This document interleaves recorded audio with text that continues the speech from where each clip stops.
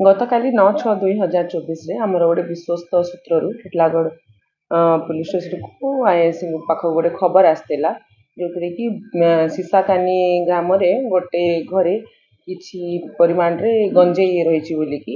से टिटलागढ़ पुलिस आमर गोटे स्पेशल टीम फॉर्मेशन करूँ under the leadership of SP Balangir sir एवं आम से रेड करूँ रेड रे आमे 2 जन को गिरफ करिछु ना हैला Ankit Kori son of Parshuram Kori Manisha Kori wife of Ankit Kori of Jabalpur MP एवं उक्त रेड रे हमर 1 क्विंटाल 300 ग्राम रो गांजा सीज हेछि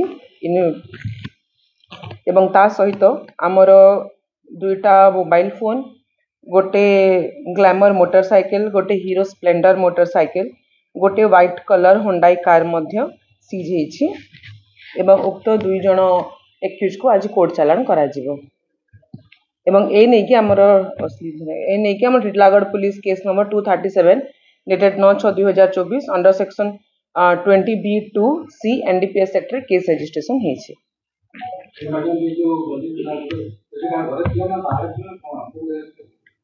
एटा जनक घरे